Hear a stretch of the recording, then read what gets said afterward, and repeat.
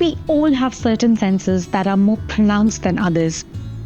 They take us back to a specific memory. For me, all my senses get triggered by food. One such story takes me back to my days in Oxford, where I was working as a marketing executive. One day, a dear colleague of mine got us this mini version of what looked like croissants but tasted like cookies. They were sweet, cinnamony, just so good. I wasn't a big fan of cinnamon in my dessert, but it changed that day. I can never forget this colleague of mine because on my last day of work, she traveled almost 6 hours back and forth just to bid farewell to me. Sweetest thing ever. Anyway, the other day I thought of her and Rughlach and decided to make it from scratch. Obviously, stumbled upon its history and significance. Hi, mic check.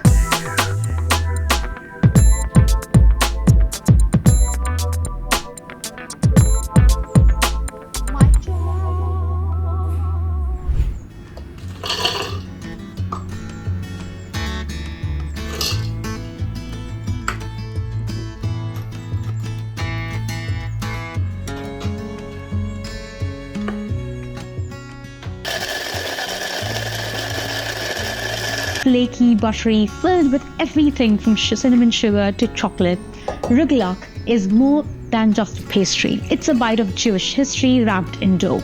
Rughlach, sometimes pronounced Rughlach, comes from the Yiddish word for little twists or little corners. It originated in Jewish communities of Eastern Europe, especially Poland, Hungary, and Galicia.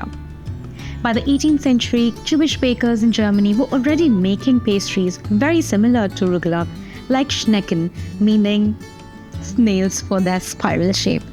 Some food historians even argue Rughlach influenced German pastries and vice versa. Over time, Rughlach traveled with Jewish families across Europe and beyond. As communities migrated, they carried their recipes with them, recipes that weren't just about food, but about preserving identity. Rughlach isn't tied to one single holiday. It's enjoyed year-round, but often shows up on Jewish festive tables, especially during Hanukkah. The crescent shape, something like this, is thought to symbolize cycles, life, continuity, resilience. In many families, the recipe is passed down like a treasured heirloom, connecting generations through the act of baking and sharing. Traditionally, fillings included raisins, walnuts, and apricot or raspberry jam. The dough was made with sour cream or cream cheese, which gave it that rich, tender texture. But in modern bakeries, Rughlach has expanded far beyond tradition. You'll find versions filled with Nutella, white chocolate, pistachio, or even savory flavors like cheese and herbs. In London, Rughlach is a staple at Jewish bakeries in Golders Green and Stamford Hill. They're often baked in big trays for Shabbat, where families buy them by the dozen. Walk into a traditional bakery there and the smell of freshly baked Rughlach can instantly transport you back to an old-world kitchen. Meanwhile, in Germany, especially in Berlin, Jewish food culture is seeing a revival, and Rughlach is the part of the story. You'll find them at cafes that celebrate traditional Jewish baking, sitting alongside other pastries like babka and strudel, reminding people of a culinary heritage almost lost to history. Here's a little known fact. In the 20th century, many German Jewish emigres brought Rughlach recipes with them to London and New York. In doing so, they transformed it from a humble homemade treat into an international comfort food. Today, it is as much a part of Jewish bakeries in Brooklyn as it is in North London or Berlin.